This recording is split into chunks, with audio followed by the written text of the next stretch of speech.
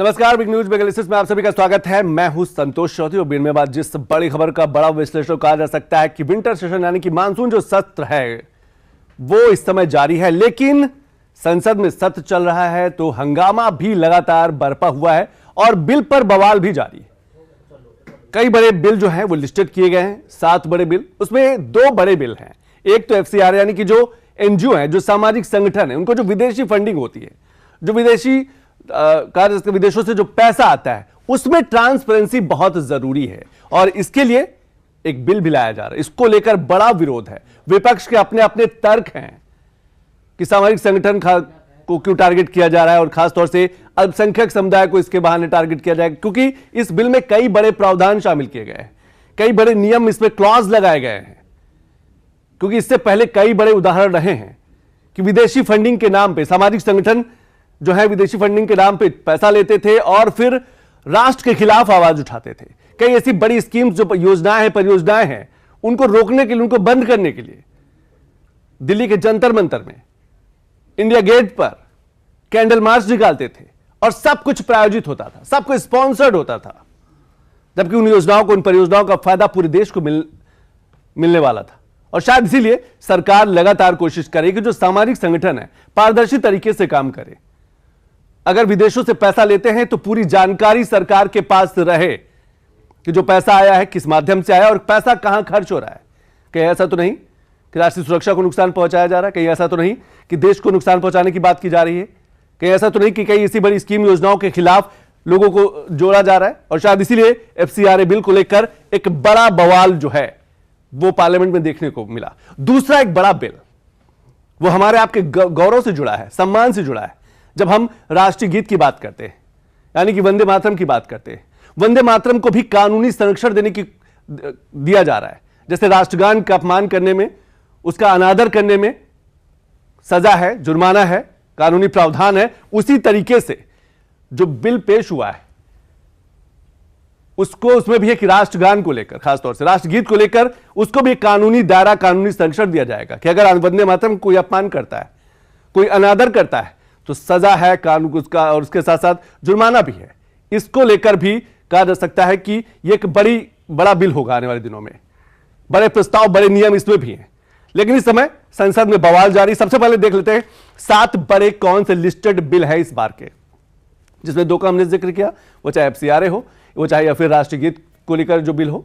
संसद का मानसून सत्र, लेकिन 7 और बड़े बिल है जो जजेस, सुप्रीम कोर्ट के जजेस को लेकर बिल है। उसमें भी कहा जा सकता है कि विपक्ष का अपना अलग तरीके का हंगामा देखने को मिला। कुल मिलाकर कहा जा सकता है कि विपक्ष शायद अपने पुराने तेवर पर ही काम कर रहा है। वो नहीं चाहता कि जो सत्र है वो आगे बढ़े, सत्र में संवाद हो, संसद में संवाद हो, देश भर के जो मुद्दे हैं वो संसद में उठाए जाए। देखिए, पहला है विदेशी अंशदान संशोधन विधेयक, यानी कि FCRA वाला, कि सामाजिक संगठन फंड लें लेकिन पारदर्शी तरीके से। ट्रांसपेरेंसी बहुत जरूरी है, सब कुछ ओपन हो। दूसरा है विकसित भारत शिक्षा अधिष्ठान विधेयक 2025। तीसरा है आयकर संशोधन विधेयक। चौथा है सुप्रीम कोर्ट जजों की संख्या संशोधन विधेयक, यानी कि सुप्रीम कोर्ट की संख्या में जजों की संख्या 34 से 38 करने का वो संशोधन विधेयक आएगा। पांचवा है जन्म मृत्यु पंजीकरण संशोधन विधेयक 2026। ये 5, 2 और 7 बड़े बिल लिस्टेड किए गए हैं, लेकिन 2 और बड़े बिलों पर देश भर की नजरें हैं, वो चाहे हम परिसीमन बिल की बात करें या फिर हम महिला आरक्षण की बात करें। हालांकि वो लिस्टेड नहीं है, लेकिन नजर है कि क्या इन मुद्दों पर भी चर्चा हो सकती है। छठा है राष्ट्रीय सम्मान अपमान निवारण संशोधन विधेयक। यही है राष्ट्रीय गीत का को कहा जा सकता है कानूनी संरक्षण देना, यानी कि वंदे मातरम को कानूनी संरक्षण देना। जैसे राष्ट्रगान को कानूनी संरक्षण मिला हुआ है, हमारे तिरंगे को कानूनी संरक्षण मिला हुआ कि तिरंगे के कोई अपमान नहीं कर सकता, उसमें सजा का प्रावधान है, उसमें जुर्माने का प्रावधान है। वैसे ही जैसे राष्ट्रगान का कोई अपमान नहीं कर सकता, उसी तरीके से राष्ट्रीय गीत को, यानी कि जो वंदे मातरम है, इसको भी कानूनी संरक्षण दिया जाएगा। यह देश का गौरव है। 7वां है MSME विकास संशोधन विधेयक 2026। MSME सेक्टर को लेकर जो हर्डल्स है, जो परेशानियां हैं, उनको और कैसे दूर किया जा सकता है, कैसे MSME सेक्टर को पूरे देश भर में, जैसे MSME सेक्टर की जब भी बात आती है तो उत्तर प्रदेश लीड करता है, पूरे देश में लीड करता है। सबसे ज्यादा MSME की यूनिट जो है वो उत्तर प्रदेश में है और शायद इसीलिए सरकार प्रयास करेगी कि उत्तर प्रदेश की तरह दूसरे जो राज्य हैं वो भी MSME सेक्टर पर तेजी से काम करें। क्योंकि एमएसएमई सेक्टर की हम जब भी बात करते हैं, ये छोटे रोजगार, छोटे व्यापार से जुड़ा है, लोगों को रोजगार देता है। हर गांव, हर शहर, हर ब्लॉक में कहा जा सकता है सैकड़ों की संख्या में एमएसएमई यूनिट हैं, जो छोटे स्तर पर शुरुआत की जा सकती है और बड़ी संभावनाएं हैं। और शायद इसीलिए जब हम संसद की बात करते हैं, लोकतंत्र के उस बड़े मंदिर की बात करते हैं, तो पूरा देश उम्मीद करता है कि वहां पर शांति से संवाद हो, मुद्दे, विपक्ष भी अपने मुद्दे उठाए। विपक्ष का बिल्कुल अधिकार है, चर्चा हो, बहस हो, उसके बाद जो है वो परिणाम निकल के आए। लेकिन विपक्ष के जिस तरीके से आज दूसरा दिन है, आज भी हंगामे की भेंट चढ़ा है संसद का सत्र पूरा, कल भी जो है हंगामे की भेंट चढ़ा है। लेकिन देश ये सब कुछ देख रहा है। एक रिपोर्ट देखते हैं, उसके बाद हमारे साथ कुछ खास बड़े मेहमान, बड़ा विश्लेषण, क्योंकि इस समय कहा जा सकता है कि संसद सत्र चल रहा है और बिल पर बवाल भी मचा हुआ है। एक रिपोर्ट देख लेते हैं। संसद का मानसून सत्र जारी है, संवाद पर हंगामा भारी है। देश के लोकतंत्र में देश के मुद्दों को जगह मिलनी चाहिए, बहस होनी चाहिए, वहां पर हंगामा के सिवा कुछ नजर नहीं आ रहा है। हमेशा की तरह विपक्ष का तर्क और तेवर एक ही तरह के हैं कि संसद चलने नहीं देंगे। वैसे इस बार के मानसून सत्र में कई अहम बिल पेश होंगे, पर दो बिल को लेकर विपक्ष हंगामा करता नजर आ रहा है। पहला है विदेशी अंशदान संशोधन विधेयक 2026 यानी कि FCRA। गैर सरकारी एनजीओ के विदेशी फंड की ये निगरानी करेगा। नए नियम के तहत विदेशी फंड से बनी संपत्तियां जब्त हो जाएंगी। इसके लिए किसी न्यायिक आदेश या अदालत की मंजूरी की जरूरत नहीं होगी। एनजीओ अक्सर विदेशी फंड लेकर देश के खिलाफ काम करती रही हैं। विपक्ष और सिविल सोसाइटी के अपने आरोप है, पर यह देखा गया है कि पहले कई ऐसे संगठन थे जो विदेशों से फंड लेकर देश के खिलाफ काम करते थे, देश के विकास में बाधा भी डालते थे। ऐसी कई बड़ी परियोजनाओं का विरोध करते थे जो देश के लिए जरूरी होती थी। पर सरकार की प्रतिबद्धता राष्ट्रीय सुरक्षा को लेकर साफ है, इसीलिए यह बिल पेश होने की उम्मीद है और पास भी होने की। दूसरा बिल है राष्ट्रीय सम्मान के अपमान की रोकथाम संशोधन विधेयक। राष्ट्रीय गीत वंदे मातरम का अपमान दंडनीय अपराध होगा। राष्ट्रगान की तरह ही राष्ट्रीय गीत को कानूनी संरक्षण मिलेगा। अपमान करने पर 3 साल की जेल और जुर्माना दोनों शामिल है। बीजेपी कहती रही है कि पहले की सरकारों ने राष्ट्र प्रेम और जन जागरूकता वाले विषयों को नजरअंदाज किया है, पर अब ऐसा नहीं होगा। अगर कोई भी राष्ट्रगीत को अपमानित करेगा तो वो सजा का हकदार होगा। तुष्टीकरण की राजनीति से हटकर ऐसे विधेयक जो देश को मजबूती दे, वो देश के सामने होंगे। हमारे साथ एक खास मेहमान जुड़ गए हैं, रुद्र प्रताप दुबे जी। दो और खास मेहमान दिल्ली से जुड़ेंगे, राकेश रोशन गौड़ जी और कुमार राकेश जी। लेकिन सबसे पहले रुद्र जी, बहुत बहुत शुक्रिया समय निकालने के लिए। और सबसे पहला सवाल, हमें लगता है कि जब हम पार्लियामेंट की बात करते हैं, संसद की बात करते हैं, तो पूरा देश उम्मीद करता है कि उसके जो मुद्दे होंगे, देश के जो बड़े मुद्दे होंगे, वो उठाए जाएंगे, उन पर संवाद होगी, उन पर चर्चा होगी। पर इस बार के भी इस सत्र में देखा नहीं जा रहा है। बजट सत्र में तो हमने देखा कि किस तरीके से इतना अधिक खर्च हो गया सिर्फ और सिर्फ विपक्ष के व्यवधान डालने से। अभी भी हम देख रहे हैं कि ये 20 तारीख से शुरू हुआ है और आज जब हम और आप ये चर्चा कर रहे हैं तो एक भी जरूरी सवाल नहीं आ पाया है। क्वेश्चन आवर संतोष जी क्या होता है? बिल्कुल, हमारे यहाँ का सांसद जाता है, हमारी समस्याओं को लेकर उठाने के लिए जाता है, संबंधित मंत्री से जवाब मांगता है, और ऐसा हमारे यहाँ के नहीं पूरे देश भर के सांसद कर रहे हैं। आप क्वेश्चन आवर नहीं होने देते, फिर आप ये कहते हैं ये मंदिर है, ये लोकतंत्र का मंदिर है, यहाँ पर संसदीय प्रणालियों का पालन किया जाता है, मर्यादाओं का ख्याल। कैसी मर्यादा? देश का 53 करोड़ रुपए सिर्फ 20 से 25 घंटे संसद न चलने पर नुकसान हो चुका है। मैं रोकना चाहूंगा प्रोड्यूसर्स को, जब कुमार राकेश जी का फ्रेम ठीक हो जाए तो उन्हें स्क्रीन पे लाए, तब तक कुमार रुचि जी। तो जब आपका इतना बड़ा नुकसान हो जाता है, उसके बाद आपको ये समझ में आता है कि इस तरह की चीजें हो रही, तो संतोष जी देखिए, अगर इसको ऊपरी तौर पर देखें तो सबसे पहली ये जवाबदेही सरकार की बनती है। जहां तक मेरे पास सूचना है, जो सरकारों में सूचना है, सरकार सर्वदलीय बैठक बुलाती है, वो ये बात कहती है कि हमें इन मुद्दों पर चर्चा करना है, आपका सहयोग चाहिए, सारे दल सहमति प्रदान करते हैं और उसके बाद ये इस तरह का बिल यहां पर आता है। अब आप देखें, उसके बाद जब आता है तो आप सदन नहीं चलने देंगे, आप किसी किताब का जिक्र कर देंगे जो किताब कभी पब्लिश नहीं हुई। उसके बाद अगर आप पे सवाल उठाया जाएगा तो आप उसे पूरे लोकतंत्र पे बाधक मानेंगे। कल की जो घटना है, आज की जो इस तरह की घटना है, क्या आप सोचते हैं इस पर कोई सवाल उठ पाएगा? श्रावस्ती से लेकर लखीमपुर तक बाढ़ की चपेट में है, चाहते हैं वहां पर बात हो जाए। कई जगहों पे बिजली की समस्या है, स्वास्थ्य की समस्या है, लेकिन वो वोट नहीं सकती क्योंकि विपक्ष इसे चाहता नहीं। विपक्ष इसे चाहता नहीं, विपक्ष नहीं चाहता कि संसद चले, विपक्ष शायद नहीं चाहता कि संसद में देश के मुद्दे उठे, उन पे चर्चा हो, बहस हो, जो विधायी कार्य है वो पूरा हो। हमारे साथ कुमार राकेश जी जुड़ गए हैं दिल्ली से। वरिष्ठ पत्रकार कुमार राकेश जी, बहुत बहुत शुक्रिया। हमें लगता है कि बस पार्लियामेंट से आप निकले होंगे और शायद इसीलिए थोड़ा सा लेट हुआ। क्या कुछ आज भी हमें लगता है कि पूरा सेशन जो रहा है वो हंगामे की भेंट चढ़ा है, विधायी कार्य प्रभावित हुआ है, कुछ भी बात निकल के नहीं आई है।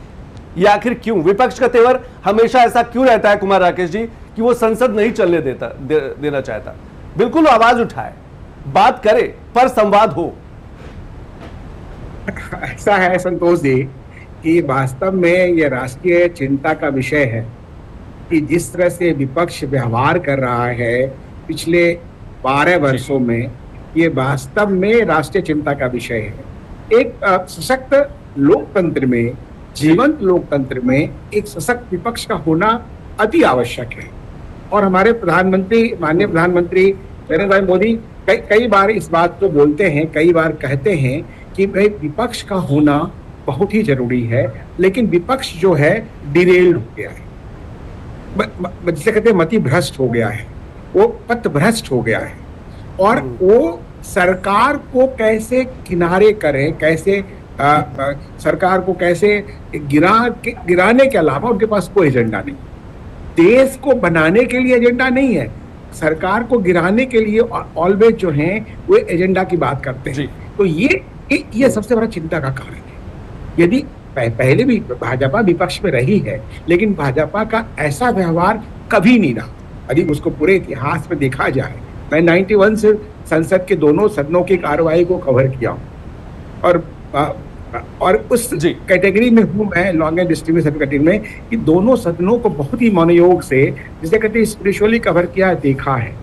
तो पहले विपक्ष ऐसा नहीं था। हालांकि कांग्रेस विपक्ष में रही है पहले भी, लेकिन 98 के बाद की जो कांग्रेस है और पहले की कांग्रेस में, दोनों में जमीन आसमान का अंतर हो गया। क्या कुमार राकेश जी, क्या आपको लगता है कि लंबे समय से सत्ता से बाहर है वो कार्य सकता है, वो अंदर उनके मन में है, शायद इसीलिए वो संसद में कोई विधायी कार्य नहीं होने देना चाहते? देखिए, वो एक मानवीय कारण है संतोष, वो एक मानवीय कारण है, साइकोलॉजिकल रीजन हो सकता है, लेकिन देश हित में ऐसे कारण मुझे नहीं लगता एक्सेप्टेबल है, और एक्सेप्टेबल होना चाहिए, क्योंकि राष्ट्र से बड़ा किसी का हित बड़ा नहीं हो सकता। यहाँ है क्या, विपक्ष में अपने हित के चक्कर में, छोटे छोटे हितों के चक्कर में, भगवान मित्रा की बात कर रहे, नाम लेके बात कर रहा हूँ, चाहे वो विपक्ष में बैठे हुए आरजेडी के कुछ लोग थे, खैर नहीं है, या बाकी टीएमसी के जो लोग थे वो भी करीब करीब खत्म ही हो गया। समाजवादी पार्टी के लोग हैं, आपके लखनऊ के इलाके के हैं, वहाँ पे कि जीता, वहाँ उन्होंने एक विधानसभा और कहा पूरा कि अयोध्या हार गए। फिर अभी देखिए चढ़ावा चोरी को लेकर के नैरेटिव बनाने की कोशिश हो रही है। चर्चों ने इतने हजारों करोड़ के घपले किए हैं, आज तक न्यूज नहीं है। मदरसों में कितने अनैतिक कार्य हो रहे हैं, राष्ट्रद्रोही काम कर रहे हैं, वो न्यूज नहीं है। मस्जिदों में कितने हथियार पकड़े जाते हैं, पकड़े गए हैं, राष्ट्र विरोधी कार्य, वो न्यूज नहीं है। लेकिन ठीक है, चढ़ावा चोरी किया या नहीं किया, जांच चल रही है, एसआईटी रिपोर्ट देगी, जो भी दोषी उसको सजा मिलेगी, जो भी गलत किया उसको सजा मिलनी चाहिए जहां गलत है। लेकिन जो राष्ट्र निर्माण आपने नरेटिव बनाने, जो कल तक जिनके पिताजी अखिलेश यादव पिताजी ने राम सेवकों पे गोलियां चलवाई और सरजुग नदी में लाश को सड़ने के लिए फेंक दिया, उस बेशर्म व्यक्ति को शर्म नहीं है और वह भगवा पहन करके टीका लगाकर हिंदुत्व की बात कर रहा है। शर्म आनी चाहिए ऐसे दो बूढ़े नेताओं को। आपको मेरे विचार किसी में आऊंगा, ये अलग विषय। आज हम क्योंकि पार्लियामेंट की बात कर रहे हैं और इस सत्र की बात को, खासतौर से विपक्ष की उस रवैये, उस स्वभाव की बात करें जिस तरीके से पिछली बार भी देखा गया कि किस तरीके से पूरा संसद सत्र जो रहा है वो हंगामे की भेंट चढ़ा है। बड़ी मुश्किल से कुछ बिल पेश हुए और पास हो पाए। इस बार भी 7 बड़े बिल लिस्टेड हैं। रुद्र जी, हमें लगता है FCRA जैसा जो बड़ा बिल है कि विदेशी फंडिंग की हम जब बात करते हैं, ऐसे न जाने कितने NGO हैं, रहे हैं। कुमार राकेश जी ने तो दिल्ली में देखा है, हमने भी दिल्ली में जंतर मंतर और इंडिया गेट में देखा कि फंडेड बिल थे, कहा जा सकता फंडेड सामाजिक संगठन थे और वो परियोजनाओं का विरोध करते थे, कैंडल मार्च निकालते थे, और ऐसी परियोजनाएं, ऐसी योजनाएं जो देश को आगे ले जाती थी। कुमार राकेश जी कुछ जोड़ना चाह रहे हैं, अगर उसमें पारदर्शिता? जी, आपकी बात में जोड़ना चाह रहा हूं कि 38,000 से ज्यादा NGO के FCRA लाइसेंस कैंसिल किए गए पिछले 10 वर्षों में।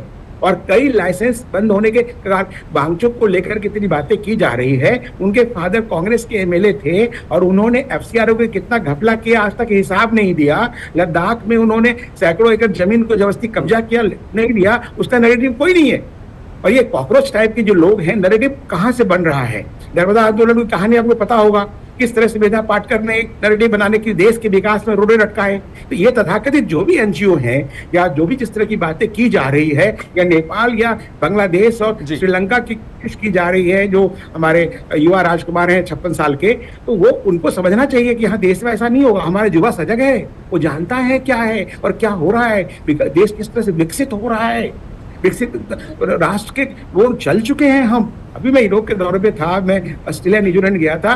भारत को लेकर के न्यूजीलैंड के प्राइम मिनिस्टर ने क्या बोला, अभी आपने सुना ही होगा। बिल्कुल, कि हमने वोट चोरी किया, प्रधानमंत्री ने हजारों किलोमीटर रोड बना दिया। प्रधानमंत्री उन्हें व्यंग्य किया, उन्होंने बिना नाम लिए कि प्रधानमंत्री ने वोट चोरी किया। इन्होंने तो 90 में वो कहीं एम्प्लॉय थे किसी कंपनी में, उन्होंने कहा उसका भारत और आज के भारत में जमीन आसमान का अंतर है। एक विदेशी दूसरे देश का प्रधानमंत्री हमारे देश के विकास की चर्चा करके गौरवान्वित, और हमारे देश में बैठे लोग शर्म आनी चाहिए ऐसे विपक्ष को और विपक्ष के ऐसे लोगों को। मेरा ये आपने सही कहा कि विपक्ष का जो रवैया है वो सवालों के घेरे में जरूर, लेकिन रुद्र जी सवाल वही एफसीआरए को लेकर, सामाजिक संगठनों की पारदर्शिता को लेकर, और ये पारदर्शिता से परहेज क्यों होता है? आखिर जब कोई संशोधन की बात होती है, जब ट्रांसपेरेंसी की बात करती है, अगर कोई भी एनजीओ जो है वो विदेशी फंडिंग लेता है, बिल्कुल ले, लेकिन ट्रांसपेरेंट तरीके से लेना, किस रास्ते से आया है, किसने दिया है और कहां कहां किस मद में खर्च हुआ है।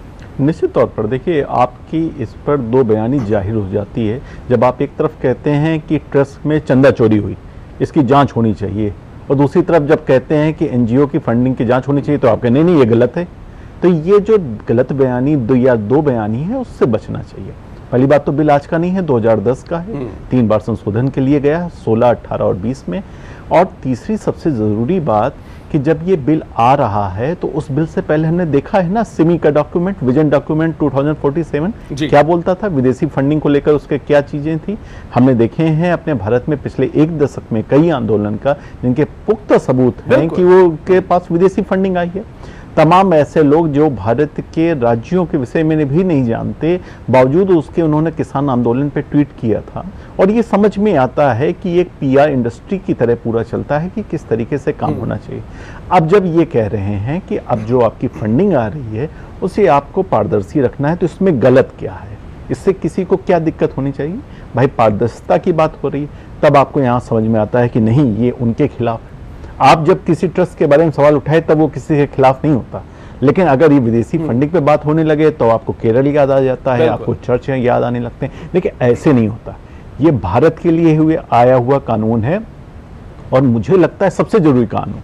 आपने एक अस्पताल बनाया, हमने मान लिया, आपने एक स्कूल बनाया, विदेशी फंड से चला रहे हैं, अगर आप उसको नहीं पारदर्शी तरीके से दिखा पाते हैं, आपका लाइसेंस कैंसिल हो जाता है, तो वो बुलडोजर लगा के गिराया नहीं जाएगा, सरकार उसको लेगी, चलेगा, वो अस्पताल ही चलेगा। आप ये चाहते नहीं वो मेरा बना रहे, जो कि आपका है भी नहीं, आप विदेशी फंड से चला रहे हैं उसको, और अगर उसको सरकार ले रही तो आपको दिक्कत है। तो ऐसा नहीं होना चाहिए। मुझे लगता है देर से आए लेकिन दुरुस्त आए, बहुत जरूरी कानून था। और पारदर्शिता लाने के लिए जब सरकार हर जगह पर डिजिटल कानून लेकर आ रही है, अब ये जो जन्म और मृत्यु का प्रमाण पत्र का जो बिल आ रहा है वो डिजिटल ही तो आ रहा है ना, 2 साल लोगों के जीवन को आसान करने के लिए आ रहा। अगर आप लोगों के जीवन को आसान करना चाहते हैं, फंडिंग में आप प्राइवेसी पारदर्शिता लेकर आना चाहते हैं, तो मुझे लगता है बेहद ही सकारात्मक बिल है और हर किसी को इसका स्वागत करना। जब हम इन बिलों को देखते हैं और एक दूसरे से कनेक्ट करते हैं, तो चाहे जन्म मृत्यु का जो प्रमाण पत्र की बात की जा रही है, जिसमें सुधार के संशोधन की बात की जा रही है, जब हम घुसपैठियों का जिक्र करते हैं, जब हम कहा जा सकता है इन ऐसी बड़ी समस्याओं का जिक्र करते हैं, तो ये बड़ी बहुत जरूरी है कि जो भारत का हो उसके पास सारे कागज हो। संतोष जी, देश ने बहुत लंबे समय तक उग्रवाद को झेला है, अभिशप्त रहा है इस तरह की घटनाओं का।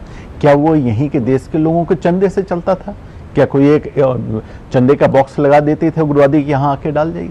विदेशी फंडिंग बहुत दिन से चल रही थी, सरकार को पता भी था, लेकिन वो अब फंडिंग जब आप धार्मिक चैनल के थ्रू लेकर आते हैं, अपने आयकर को भी बचा लेते हैं, साथ में अपने राजनीतिक मंसूबों को भी पूरा करने लगते हैं, सरकार में अपना प्रतिनिधित्व भी चाहने लगते हैं, और उसके बाद जब आप उस जगह पर बैठते हैं जहां पर आप सरकार के साथ समझौता करने की स्थिति में आते हैं, तो ये नहीं चलेगा। ये नहीं चलेगा। ये भारत में आप फंड दें और फिर अपने हिसाब से कानून बनवाने के लिए जोड़ दें, ये नहीं चलेगा। वो सरकार लेके आई, मुझे लग रहा है सबसे अच्छी बात है। अभी तो इस बिल को लेकर कितना आगे बढ़ती है बात की बात है।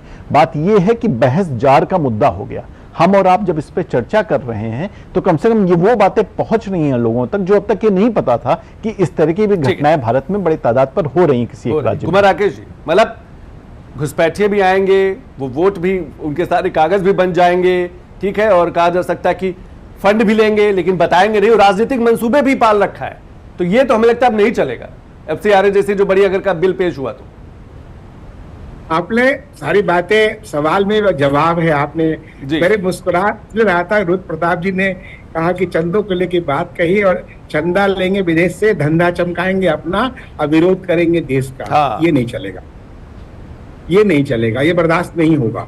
ये जो पूरा रैकेट था ना घुसपैठियों के कारण बना करके, वोट बैंक बना करके, पिछले दिनों हमारे माननीय गृह मंत्री जी ने एक बड़ी अच्छी बात कही गांधीनगर के एक सभा में कि पहले तो घुसपैठिए आते थे 15-20 हजार की संख्या में, आज की तारीख में 15-20 हजार वापस जा रहे हैं बंगाल, वेस्ट बंगाल से। तो ये जो है कानून का प्रभाव है, कानून का एक दबदबा है, कानून का जो एक प्रभावशाली तत्व है वो है।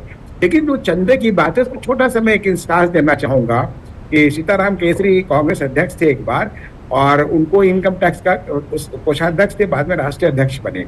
तो कांग्रेस को एक नोटिस आ गया इनकम टैक्स का, और उसमें संजोग से उसको जैसे मैनेज किया गया और बात की कहानी है, तो उसको कैसे मैनेज करना है इनकम टैक्स को, वहां किसी ने ज्ञान दिया वहां लोगों को कि आप ऐसा कीजिए, जितने डिस्ट्रिक्ट्स हैं वहां पे एक बॉक्स बना दीजिए, उसमें कुछ रुपया शो कीजिए, जिससे कि आपका सारा जो पैसा इधर उधर का है वो बराबर हो जाएगा। तो मेरे चंदे पे इसलिए मुस्कुरा रहा था रुद्र जी की बात पे कि ये जो चंदे का जो धंधा है उसमें कांग्रेस बड़ी एक्सपर्ट रही है, और उसमें उनके कारण जितने लोगों को उन्होंने खड़े किए, जो भी उनके ऑफशूट्स हैं, जो उनके टेंटिकल्स है, टेंटिकल एक शब्द है ऑक्टोपस के जो होते हैं ना, उसके जो 8 अष्टपाद बोलते हैं, उसको अंग्रेजी में टेंटिकल्स बोलते हैं। तो जब ग्रैब करते हैं तो छोड़ते नहीं है।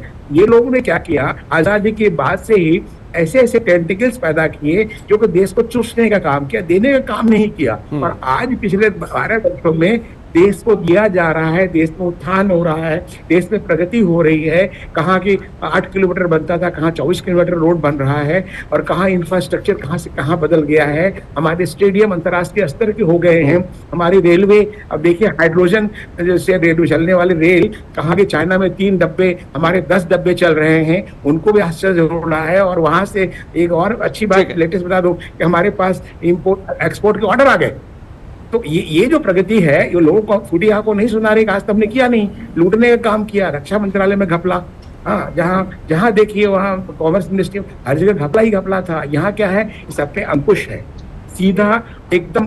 हम डिफेंस में जहाँ 12 वर्ष के पहले और आज बहुत अंतर है, बहुत अंतर है। 100 से ज्यादा देशों को हम अपना हथियार बेच रहे हैं, एक्सपोर्ट कर रहे हैं, एक्सपोर्ट कर रहे हैं। डिटेल में जाऊंगा तो आपको 2 घंटे देने पड़ेगी कि जो हम एक नट बोल्ट भी इंपोर्ट करते थे, आज हमारे ब्रह्मोस को लेकर के करीब मोर देन 20 कंट्री ने कहा मुझे चाहिए। एक सिर्फ एक, और हमारे डॉक्टर कलाम जी का फार्मूला था, उनके सभी के कार्यकाल में ये चीजें तैयार हुई थी। उनके साथ काफी ट्रेवल किया हूँ देशों में, तो ब्रह्मोस को लेकर काफी वो आसान होते थे, और काफी उनका एक उत्तम बातचीत कहने का मतलब ये। जी बिल्कुल, आपने सही कहा कि आज अगर डिफेंस सेक्टर की बात करें तो भारत एक्सपोर्ट कर रहा है, 100 से ज्यादा देशों को भारत के हथियार जा रहे हैं, 37,000 करोड़ का एक्सपोर्ट हो गया इस समय हिंदुस्तान का। लेकिन बात हम जब संसद की करते तो विपक्ष का जो रवैया है कि संसद नहीं चलने देंगे, बाकी सारी बातें होंगी। कुमार रोशन गौड़ साहब जुड़ गए हैं, सीनियर जर्नलिस्ट वरिष्ठ पत्रकार रोशन गौड़ साहब दिल्ली से जुड़े। रोशन जी, किस तरीके से देख पा रहे हैं, आप भी पार्लियामेंट में रहे होंगे, कल भी रहे होंगे, आज भी रहे होंगे, हमें लगता है कि विपक्ष ने अपने तेवर नहीं बदले। दरअसल क्या है कि जब से मैं राहुल गांधी जी को देख रहा हूं, राहुल जी ने जब से कांग्रेस को टेक ओवर किया है, तो उनका एक माइंड सेट है कि इनकार करो, मना करो, यानी वो जो एक नेगेटिव मोड में रहते हैं, हमेशा रहते हैं डिनायल मोड में, कि उनसे कोई बात करो, उनसे कोई चर्चा करो, वो तैयार ही नहीं होते। कोई बात करो, सरकार ने जब भी उनसे बात की कोशिश की कि भाई हम इस इश्यू पर इस विधेयक को पास करना चाहते हैं, नहीं, हम नहीं होने देंगे, तो वो इस बात के लिए कभी आगे ही नहीं बढ़ते कि भाई इस पर डिस्कस तो करो, इसकी अच्छाइयां क्या हैं, इसकी बुराइयां क्या हैं, जो इसकी बुराइयां सरकार को बताओ, सरकार इसमें संशोधन करेगी। तो ये डिनाइल मोड पर रहते हैं, और ये कब तक ये स्थिति होगी कोई नहीं जानता, क्योंकि मैं क्योंकि मुझे भी पार्लियामेंट कवर करते करते लगभग 25-26 साल हो गए हैं जी। तो मैंने ये राहुल गांधी के ही युग में देखा है। उससे पहले हमने बहुत सारे लीडर देखे, इवन जब मनमोहन सिंह जी प्रधानमंत्री थे और बीजेपी अपोजिशन में थी, तो मनमोहन सिंह जी की तरफ से जब सरकार से बीजेपी वालों से बात करने के लिए आते थे, ये लोग बैठते थे, इनकी चर्चा होती थी, उसमें लालकृष्ण आडवाणी जी बैठते थे, चाहे अरुण जेटली बैठते थे या सुषमा स्वराज बैठती थी, मामले सब सॉल्व होते थे और अच्छे से अच्छे बड़े बड़े बिल इसमें पास होते थे। लेकिन अभी हमने देखा कि ये तो तैयार ही नहीं होते हैं बात करने के लिए, ये तो बोलते हैं नहीं गिराना है, बिल को गिराओ, भाई उससे बात तो कर लो उस पर। अब देखिए संसद में जब भी चर्चा होती है तो उसमें एक सकारात्मक परिवर्तन आता है, एक जो सकारात्मक चीजें होती हैं। आप चर्चा तो करो, आप हाउस अर्जन कर दोगे, हम हाउस नहीं चलने देंगे। अरे भाई हाउस नहीं चलने दोगे, आप देखिए कि हम लोकतंत्र में हैं, अगर लोकतंत्र में हाउस नहीं चलेगा, आप सोचिए आप कहां जा रहे हो, आप अपने लोकतंत्र को कमजोर कर रहे हो। हाउस चलाइए, हाउस में चर्चा कीजिए, जो भी प्रॉब्लम है, देश की अनेक प्रॉब्लम होती है, उन प्रॉब्लम पर आप समस्याओं का समाधान के लिए एक ही रास्ता है, वो है चर्चा। और चर्चा आप नहीं करने देते हो, तो चर्चा नहीं करने दोगे तो फिर किसी दिन क्या होगा कि सरकार कहेगी अभी आप दिल्ली में और हमें लगता है दिल्ली में रोशन साहब, हमें लगता है कि जब तक चर्चा नहीं होगी तब तक बिल की खूबियां, खामियां, क्या कुछ सुझाव हैं, वो कैसे निकल के आएंगे? बिल्कुल नहीं निकलेगा। मुझे याद है जब अरविंद केजरीवाल जब सीएम थे तो दिल्ली का पूरे 5 साल में केवल 3 सेशन हुए, वो एक सेशन को खत्म ही नहीं करने थे, एक दिन करते थे, उस पर चर्चा होती थी, फिर उसको सैनिटाइज कभी नहीं करते थे, उसको स्थगित कर देते थे, फिर 1 महीने बाद 2 महीने बाद फिर 1 दिन के लिए बुलाते थे, फिर 6 महीने बाद 1 दिन के लिए बुलाते थे। मतलब आप देखिए हम कहां जा रहे हैं। हम जो लोकतंत्र के नाम पर आंदोलन करके सरकार में, उन्होंने लोकतंत्र की जो अच्छाइयां थी, लोकतंत्र के जो रूल थे वही नहीं माने। तो क्या आप चाहते हैं कि दूसरे राज्यों में, जो सुप्रीम कोर्ट में ने भी जब इस मामले गया कि भाई मिनिमम कितने दिन होने चाहिए विधानसभाओं के, कम से कम 100 दिन तो रखो। बिल्कुल, लोकसभा में कभी 125 दिन होते थे साल भर में, लेकिन अभी हमने देखा कि घट के वो 80 से 90 के बीच में रह गए। आप चाहते हैं कि वो भी घट के और नीचे आ जाए, वो भी 50 पर आ जाए, 40 पर आ जाए। आप बढ़ाइए 200 दिन, क्या आप जो है लंदन की तरह बनाइए कि 365 दिन आप करिए, जिसके पास जितना समय हो आप उतने समय के लिए आप अपने संसद में आइए, आप चर्चा कीजिए, अपने घर जाइए। हाउस एडजर्न क्यों?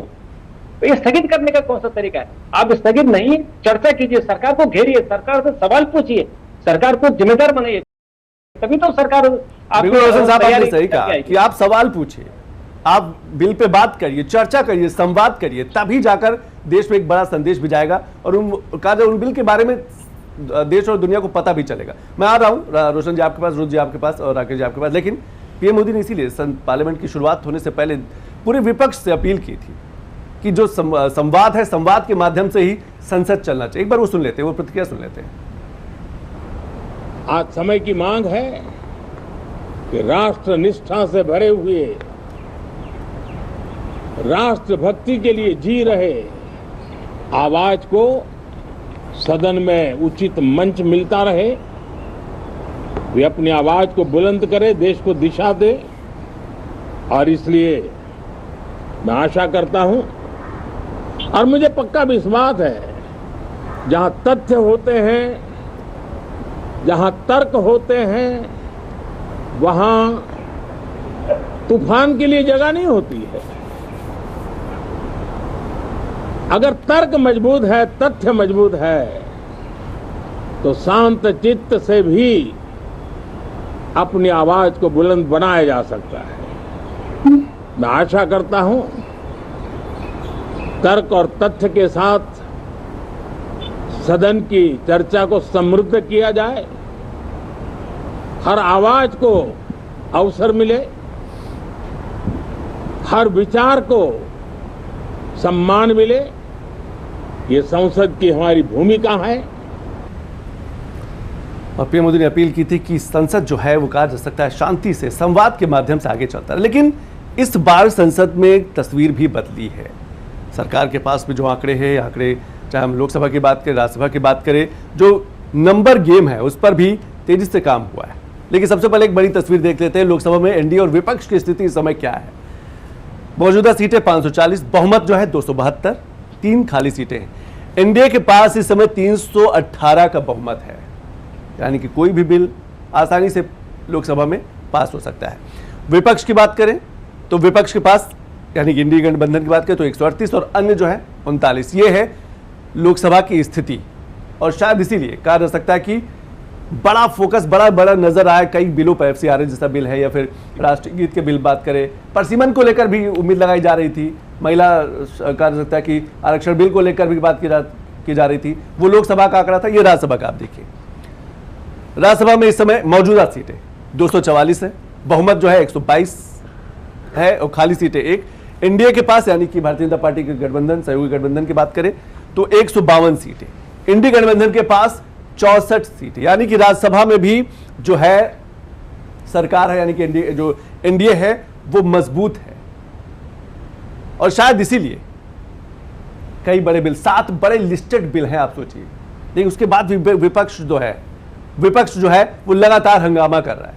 एक बार बैठने की पोजीशन भी देख लेते हैं क्योंकि कई चीजें पिछले दिनों का बदली है, उस पर भी नजर जरूर डालते हैं।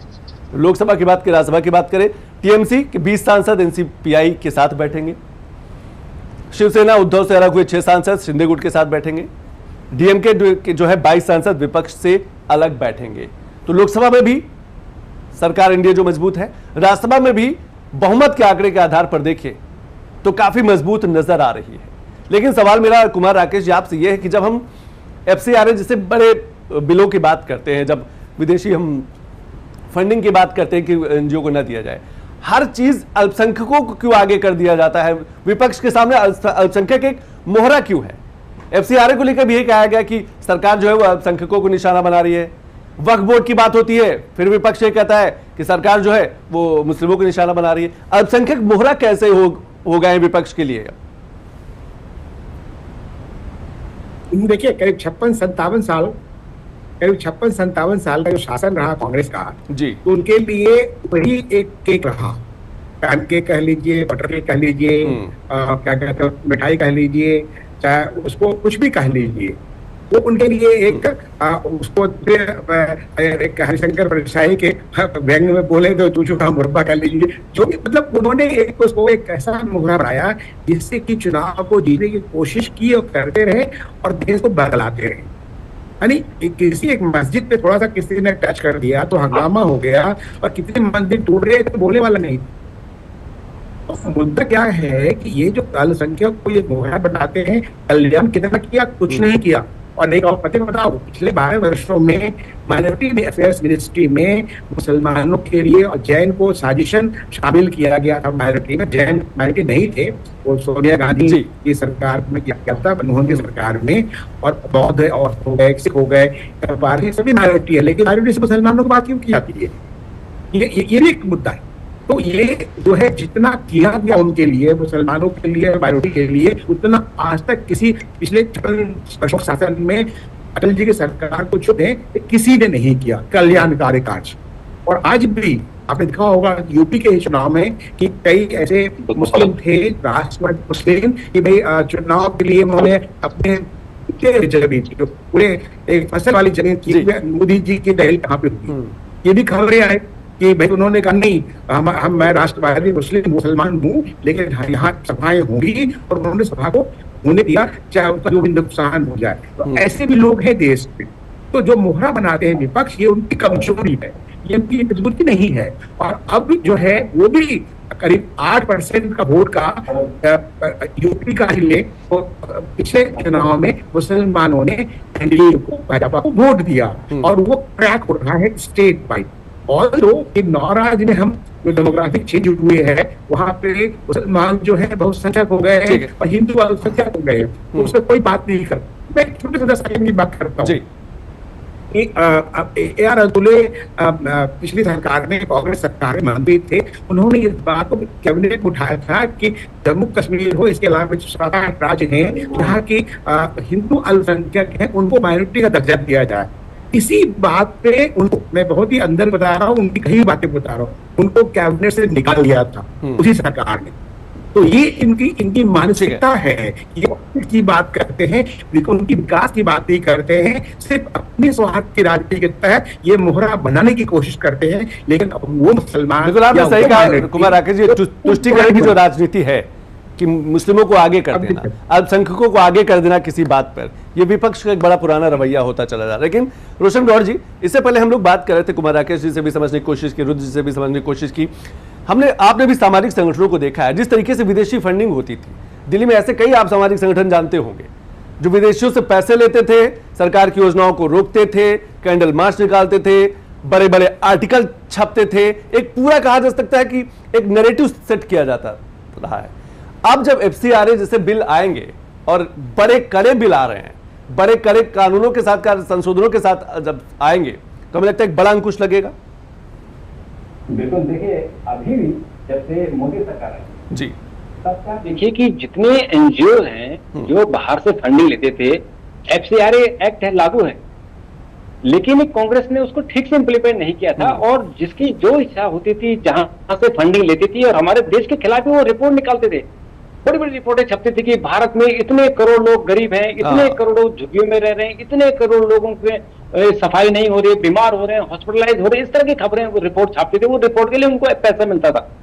लेकिन जब मोदी सरकार आई तो उन्होंने उनसे ये काम, उनका जो पैसा था, रोका और उस पैसे का हिसाब मांगा कि आप इस सब पैसे का कर क्या रहे हो। बिल्कुल, कर क्या रहे हो। तो NGO को उनको हिसाब देना मुश्किल होगी। बहुत सारी जो NGO जो मैं जानता हूँ जिनकी फंडिंग बंद हो गई है, और जिनको फंडिंग हो रही है उनको स्पेसिफिक है कि आपने इस पैसे से क्या किया, तो उनको रिपोर्ट देनी है। हर साल उनको अपना रिटर्न फाइल करना होता है, जैसे हमें इनकम टैक्स फाइल करना होता है, ऐसे अब उनको रिटर्न फाइल करना होता है कि आपने अगर X पार्टी से पैसा लिया है तो आपने कहां खर्च किया और आपने क्या किया, ये बताओ। अगर किसी ने भारत सरकार के स्कूल पे या भारत सरकार की किसी भी एक्टिविटीज पे अगर आपने रिपोर्ट तैयार की है, मान लीजिए आपने रिपोर्ट तैयार की कि हिंदुस्तान में स्कूलों की क्या दशा है, तो उसमें पहली कंडीशन होती है कि ये आपको सरकार को सबमिट करनी है, क्योंकि आपने सरकार के लिए लिखी है। ये आपको ढपले नहीं बजाना है कि सरकार में जो है 5000 स्कूल बंद हो गए या 5000 स्कूलों में टीचर रही है, आपने ढपले नहीं बजाना है। तो इसके कारण क्या, सारे NGO परेशान है। हमारे पास आते हैं NGO, बोलते यार हमको तो हमारा जो एक तो रोजगार चल रहा था, यानी हम लोग जो विदेशी पैसों से गुलछर्रे उड़ा रहे थे, विदेश घूमते थे, वो सारी चीजें बंद हो गई। अभी FCRA जो संशोधन आएगा उसमें इसको और कड़ा किया जा रहा है। यानी जो अभी ये जॉर्ज सोरोस लोग जो अभी भी कुछ NGOs को फंडिंग कर रहे हैं, अभी आपने देखा होगा, मैं मतलब मुझे बड़ा दुख है कि जो बच्चों के साथ कल पिटाई हुई, उनकी जो पुलिस ने जो बर्बरता की, मैं उसका बिल्कुल विरोधी हूं। लेकिन मैं इस बात को मैंने महसूस किया कि उन बच्चों के आंदोलन में ये टूल किट आ गया था, और वही टूल किट वाले हैं जो वहां ढबली बजा रहे थे, वही जो भारत के खिलाफ नारेबाजी कर रहे थे। तो इन्होंने उस जो बच्चों का आंदोलन था, जो स्टूडेंट का आंदोलन था, उसको उन्होंने हाईजेक कर लिया। ये इनके पास पैसा कहां से आ रही है, ये कैसे हर जगह पहुंच जाते हैं, ये कैसे शाहीन बाग पहुंच जाते हैं, ये कैसे दुनिया भर के वही चेहरे पहुंच जाते हैं।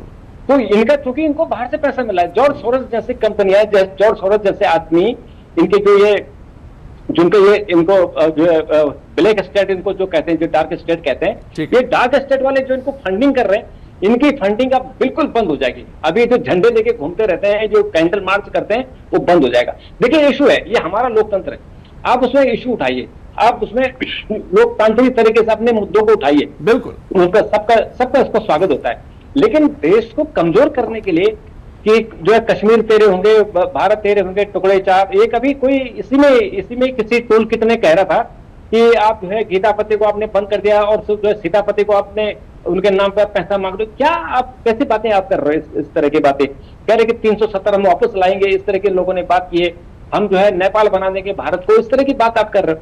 ये कौन लोग हैं? ये सारे वही टूल किट। बिल्कुल आपने सही कहा रोशन गौड़ जी, ऐसे ही आंदोलनों में जो देश के खिलाफ आवाजें वो उभर कर सामने आती हैं, वो उनकी जो मंशा है, उनकी जो बातें वो निकल कर सामने आती है। मैं रुद्र जी आपके पास आ रहा हूं, लेकिन एक छोटी सी रिपोर्ट देख लेते हैं। 2 बिल पर और बड़ी नजर थी कि शायद वो लिस्टेड हो, लेकिन लिस्टेड तो नहीं है।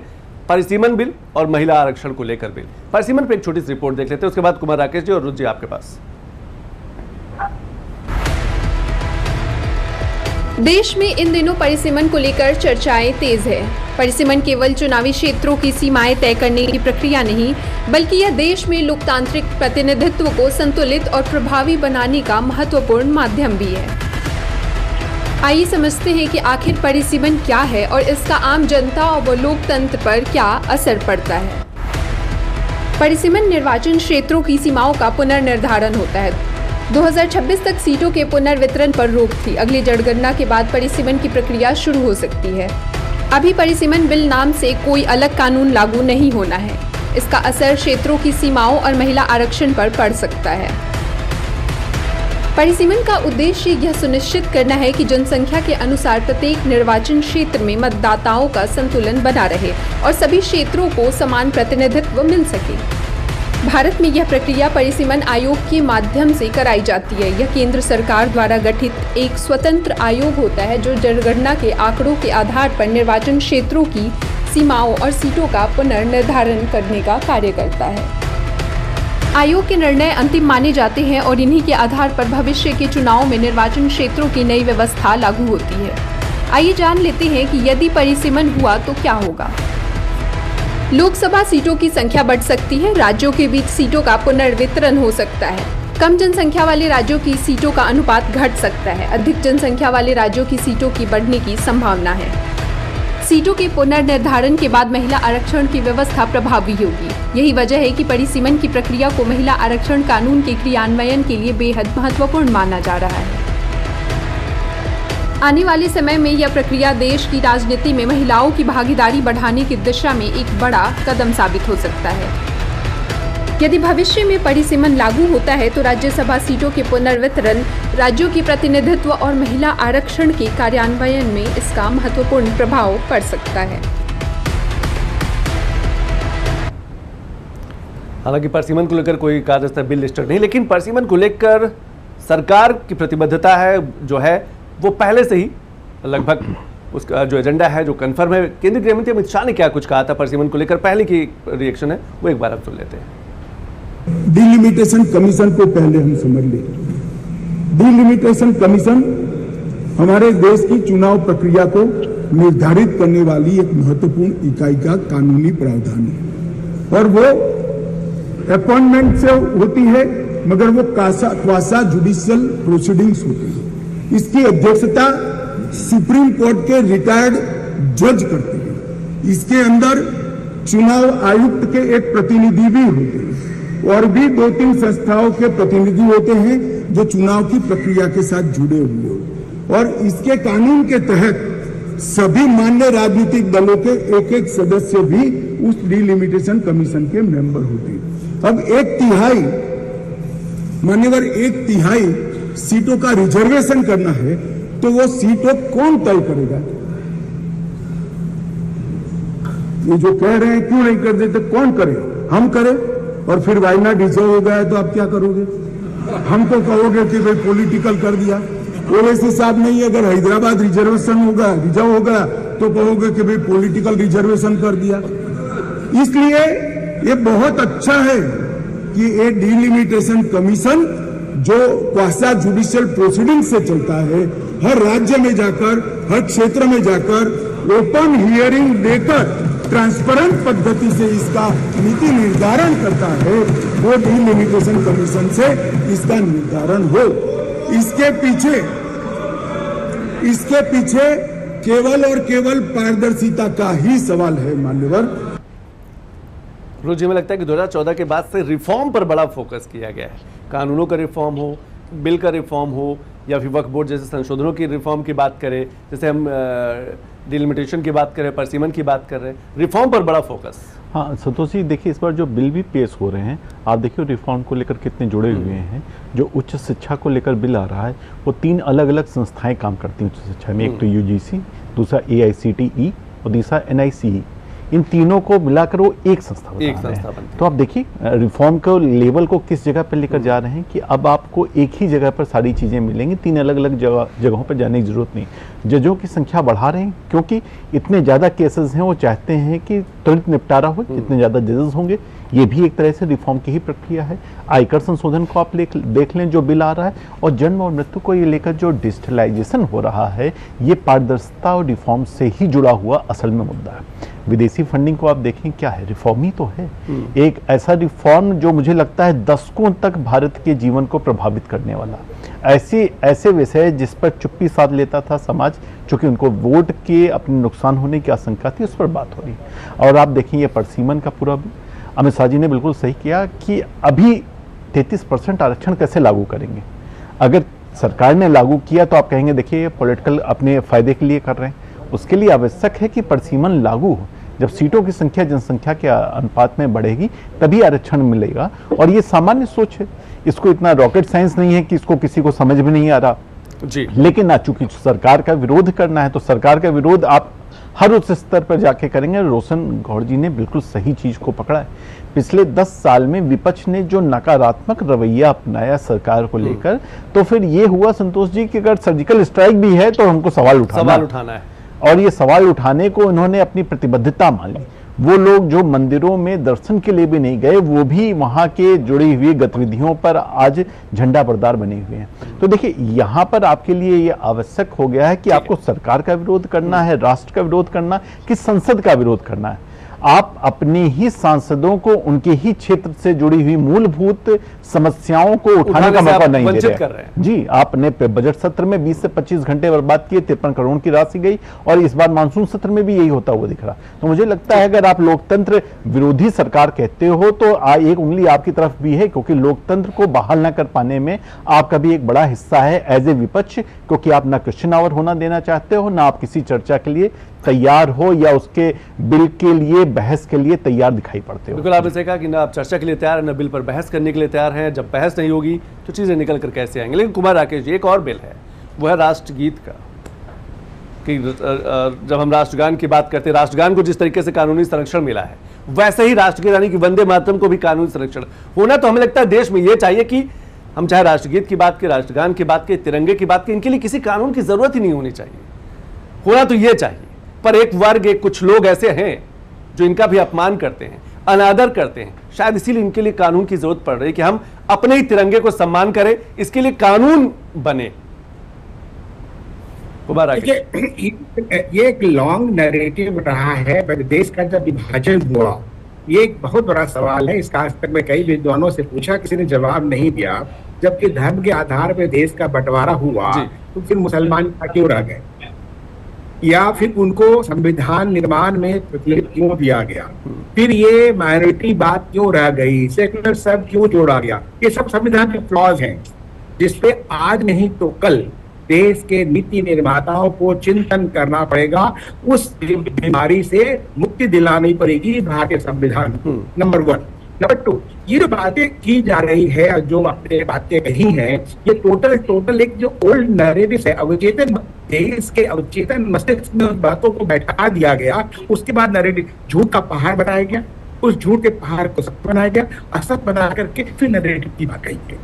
ये तो देश के साथ जो खिलवाड़ आ गया, देश के अस्मिता के साथ, देश के मान के साथ, सम्मान के साथ, तो उस पर कोई किसी को माफ करने वाला नहीं। प्रधानमंत्री ने बहुत अच्छी बात कही, उन्होंने राष्ट्रनिष्ठा की बात कही, राष्ट्रभक्ति की बात कही, तथ्य और तर्क की बात कही। उन्होंने ये भी कहा, जो आपने बताया, कि हर आवाज को अवसर, हर विचारों को सम्मान। तो ये हमारे संविधान का मूलभूत सिद्धांत है, लेकिन उसको दरकिनार कर दिया गया। तो वो जो किया गया वो नहीं होना चाहिए था, जो हो रहा है उनको एक्सेप्टेबल नहीं है। बिल्कुल।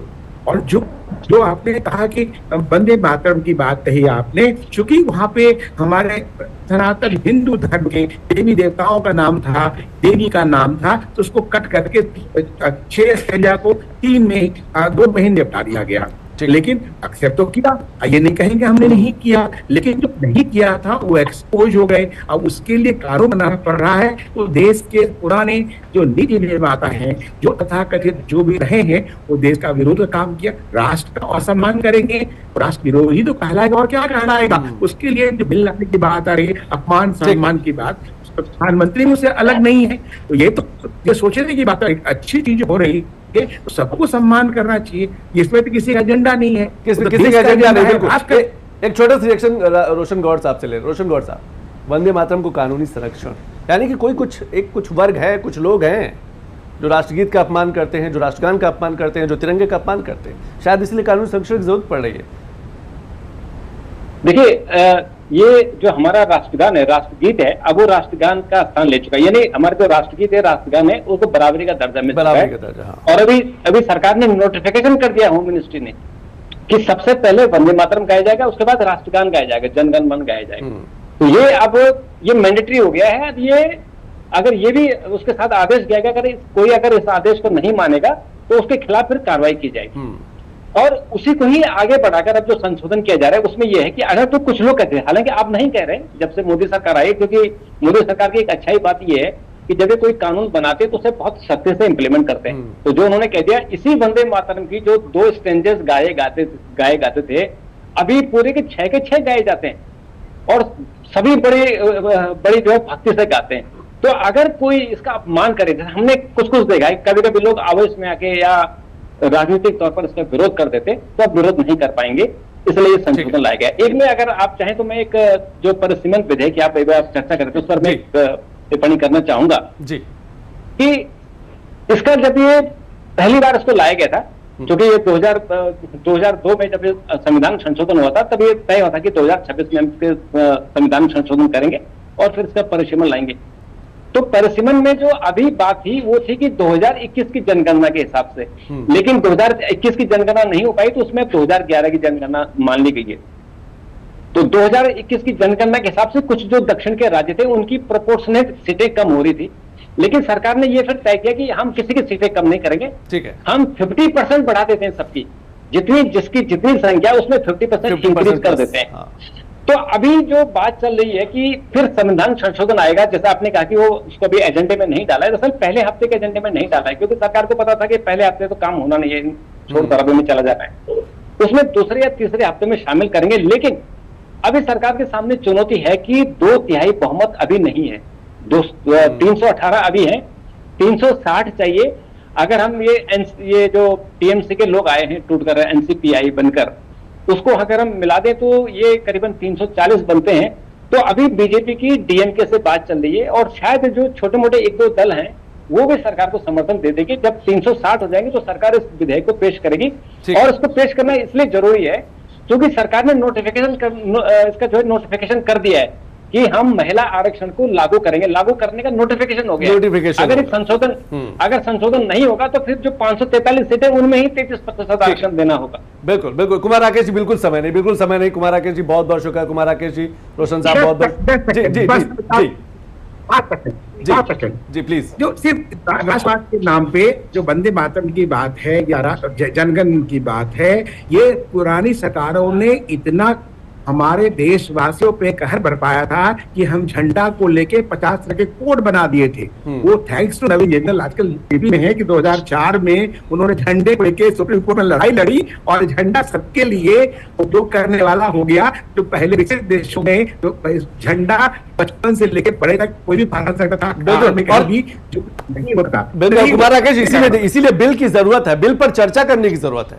कितनी नई चीजें निकल के आती है, देश को मिलती है, तो शायद इसीलिए विपक्ष को सोचना होगा कि संसद संवाद के लिए, संसद जो हंगामे के लिए नहीं। बहुत बहुत शुक्रिया अरुण जी, बहुत बहुत शुक्रिया कुमार राकेश जी, बहुत बहुत शुक्रिया रोशन गौर साहब, बहुत बहुत शुक्रिया।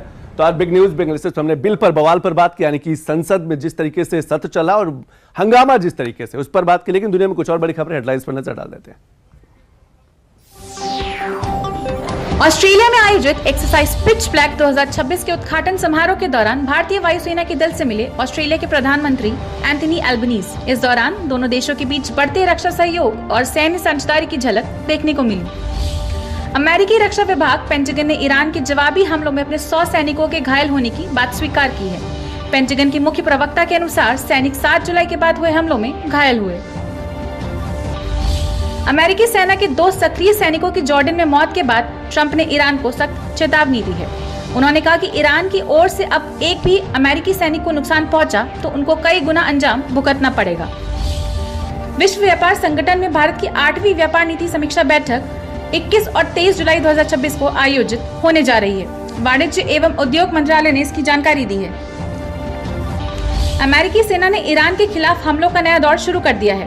अमेरिकी सेंट्रल कमांड ने सोशल मीडिया प्लेटफॉर्म एक्स पर जारी बयान में कहा, आज शाम 4 बजे कमांडर इन चीफ के निर्देश पर ईरान के खिलाफ हमलों का नया दौर शुरू किया गया। विदेश मंत्री एस जयशंकर ने उज्बेकिस्तान के विदेश मंत्री के साथ बैठक की। दोनों नेताओं ने भारत और उज्बेकिस्तान के बीच रिश्तों को और मजबूत करने पर चर्चा की। तो इसी बड़ी खबर के साथ बिग न्यूज बिग एनालिसिस में आज बस इतना ही। कल फिर मुलाकात होगी, तब तक के लिए नमस्कार।